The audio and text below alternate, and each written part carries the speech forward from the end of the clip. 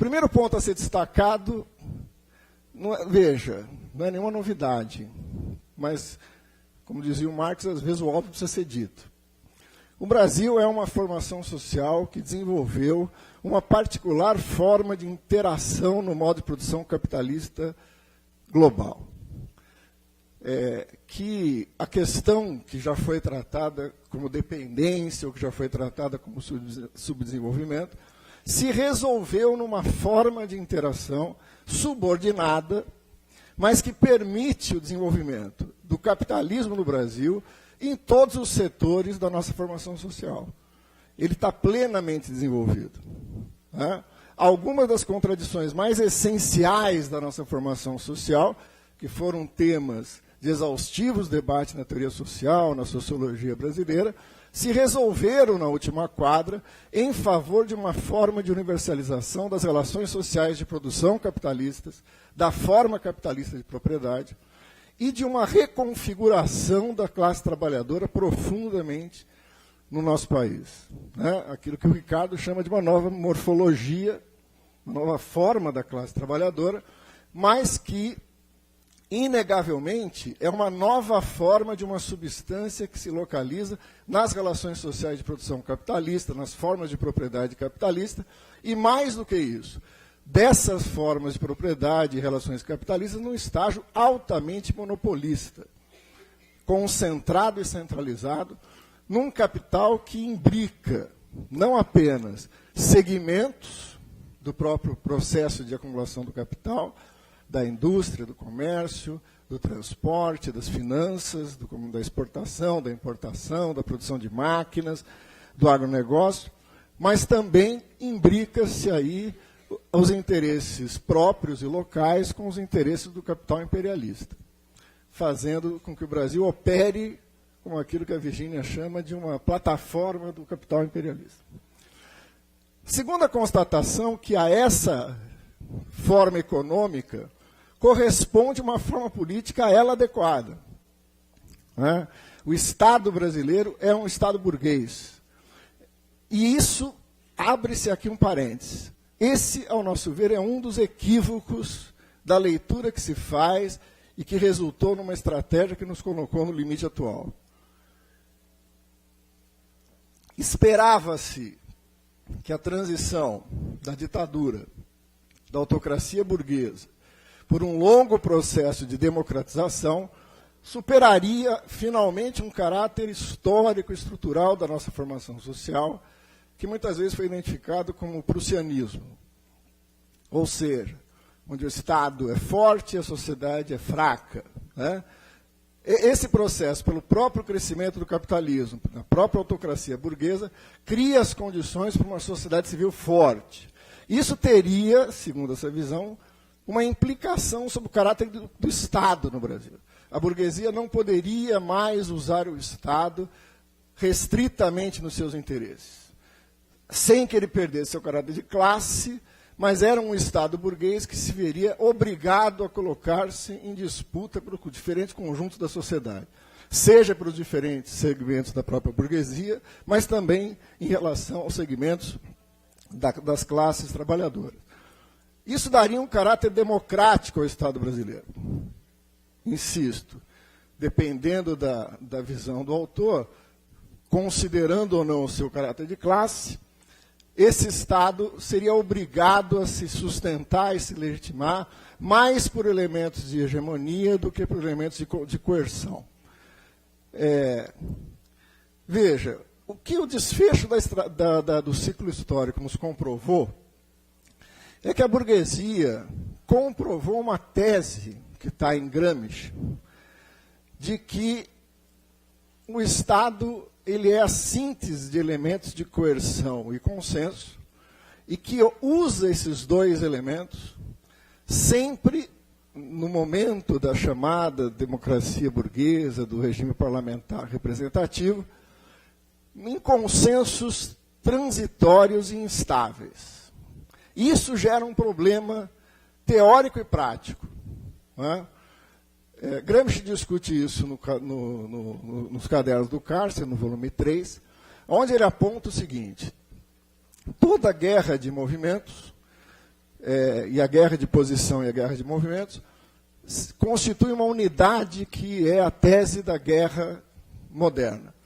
E a principal tese dessa Constituição é que toda guerra de posição se resolve numa guerra de movimentos. Né? Essa foi a lei da Guerra Civil na Revolução Soviética, é a lei geral da guerra. A dificuldade é a passagem desse momento da guerra de posição para a guerra de movimentos. Que claramente Gramsci está discutindo o quê? O momento do acúmulo de força para o momento da tomada do Estado. Não é? Muita gente entendeu o Gramsci como alguém que abandonou a necessidade da tomada do Estado e reduziu a estratégia a uma longa e interminável processo de acúmulo de forças para a disputa de hegemonia. Para Gramsci é isso para criar as condições para tomar o Estado. Né? E daí a dificuldade, como fazer isso? Por que eu estou me referindo a esse momento da reflexão de Gramsci? Porque Gramsci vai dizer o seguinte, as classes trabalhadoras têm enorme dificuldade de operar essa passagem. Porque uma vez escolhendo a guerra de posições, se torna muito difícil transitar para um assalto ao poder. Mas, e aí vem o central, as classes dominantes não. Né? Interessante que é um texto onde ele vai se referir aos ardites, né, que era como se chamava as tropas de assalto do exército italiano. Né, vai chamar de arditismo. A classe dominante não tem essa preocupação porque ela, diferente de segmentos da esquerda, leu Maquiavel e entendeu Maquiavel. Nos tempos de paz, preparar a guerra. Isso significa que, durante o processo em que ela abre a disputa de hegemonia, ela não abre mão dos seus instrumentos de coerção para quando eles fossem necessários. E quando eles seriam necessários? Quando aqueles consensos instáveis e provisórios possam se desenvolver até o ponto que se chocam com seus interesses econômico-corporativos. Dito claramente, a burguesia está disposta a abrir o processo de socialização da política para que a gente possa discutir uma série de temas, menos as relações sociais de produção, as formas de propriedade, os processos de acumulação, né? A prioridade do Estado no sentido de garantir as condições da acumulação de capital. Né? Isso ela não abre a discussão. E para essa passagem, a burguesia está sempre pronta a mudar o jogo, né, da forma democrática do Estado para uma forma mais dura, onde venha a prevalecer os instrumentos coercitivos. Nós vimos isso no período passado, no golpe de 64, e vimos agora recentemente o quanto a burguesia tem tranquilidade para transitar entre essas formas. Com uma vantagem agora, ela pode fazer isso mantendo todo o arcabouço institucional, legal, do ordenamento jurídico, ainda que tensionado, como nós vimos. Não é? Isso coloca para a esquerda um desafio enorme, porque isso comprova uma tese de que o processo de luta dos trabalhadores não é possível se completar sem que, na busca do seu programa, ele coloque a questão do Estado. É impossível que esse Estado, por mais que se democratize, sirva como instrumento para a execução de um programa que se choca com os interesses essenciais das classes dominantes do nosso país. Para que a gente encerre, já que eu falei que os pontos temáticos são conhecidos e consensuais entre nós, só para exemplificar, ninguém no campo da esquerda, no campo dos trabalhadores, no campo popular, defende que um projeto minimamente voltado aos interesses dos trabalhadores não passe pelos seguintes eixos. Nós não faremos nada se não rompermos com o caráter da dívida interna e externa. Né? Com a política de superávit que se forma e que sangra 43%, 50% dos recursos do fundo público. Não é?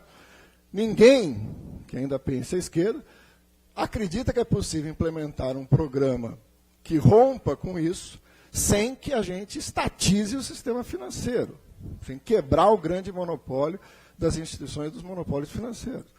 Ninguém, em sã consciência, acredita que essas medidas são necessárias mas insuficientes para tocar um projeto a serviço dos trabalhadores. É necessário reverter radical e profundamente o processo de privatização e sucateamento do Estado em setores estratégicos, né? De energia, de transporte, de mineração, né? De portos, aeroportos, etc. e tal. Ninguém acredita que tudo isso possa ser feito sem que isso produza um efeito que é o mais visível, uma reversão do acentuado processo de mercantilização da vida, na educação, na saúde, na habitação, no acesso à terra, etc. e tal. Como complemento disso, mas não em menor, não por uma ordem hierárquica de importância, uma combinação de uma profunda reorganização do espaço urbano, né, junto com, articulado com uma profunda reestruturação da estrutura agrária tradicional do país. Muito além de uma mera distribuição de terra, uma nova política econômica, uma profunda reestruturação da estrutura agrária nesse país, voltada à produção de alimentos, quebrando o monopólio da terra dos grandes capitalistas. Por fim, como executar esse conjunto dessas mudanças, e aí vem a questão central, com essa estrutura e forma política onde nós atuamos, né? Com a estrutura partidária hoje existente, com a forma das eleições, com a estrutura do Congresso Nacional, nos termos que a gente chama de presidencialismo de coalizão. Seria necessário quebrar essa forma para formas mais avançadas e mais próximas da democracia direta e do poder popular. Ora, esses mínimos pontos que foram apresentados pressupõem uma unidade e uma força de esquerda monumental, capaz de enfrentar os interesses que estão por trás daqueles que serão atingidos por esse plano, né? Superando aquela ilusão de que um projeto popular no Brasil satisfaria todos os setores da sociedade, inclusive os empresários, inclusive, né? Eu não citei os meios de comunicação, mas vocês podem incluir ali que sem quebrar o poder dos monopólios da comunicação também isso não é possível. Se você somar os segmentos atingidos por esse breve esboço de um programa, vocês perceberão que é o conjunto do capital monopolista desse país, que tem o Estado burguês atual uma poderosa ferramenta dos seus instrumentos, o que está provando agora. Eleições diretas, indiretas, antecipadas ou não, corremos o risco de, quando essa questão ser resolvida, as contrarreformas já estarão aprovadas. Não é? E aí o essencial vai ter passado, a gente vai estar discutindo como reagir a isso. Isso não é possível, portanto, a elaboração desse esboço de um projeto para os trabalhadores não é possível sem superarmos aquele grupo intermediário que eu me referia, que acredita que é possível remendar o pacto social nesse país. Né?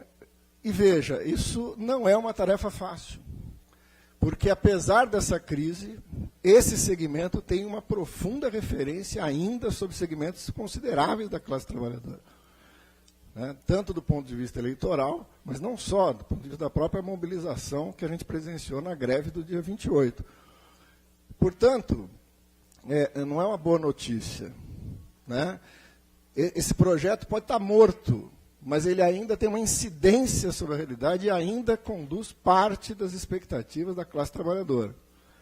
Isso ocupa o lugar de um projeto de esquerda que ainda terá muita dificuldade de se apresentar. Mas ele tem que se apresentar desde agora, porque essa disputa não será feita no vácuo. Não será feita pelo próprio didatismo da realidade. Não adianta achar, deixe os trabalhadores viverem mais essa desilusão, aí então eles vão perceber. É necessário que isso se materialize num programa, em ação política, em ação organizativa, em disputa das consciências, e é essa a tarefa central daqueles que pensam como resistir às contrarreformas. Nós não derrotaremos as contrarreformas pela sequência de grandes manifestações. Não vai ter um placar ao final desse período dizendo assim, olha, vocês fizeram 10 manifestações, tiveram tantas pessoas, e isso lhe dá direito a uma reforma a menos. Escolhe qual vocês querem tirar. Não. As reformas serão derrotadas se a gente derrotar a classe que está por trás dessas reformas. E no meio disso está o Estado que representa e garante os interesses dessa classe. As contrarreformas serão derrotadas junto com o Estado burguês sendo derrotado.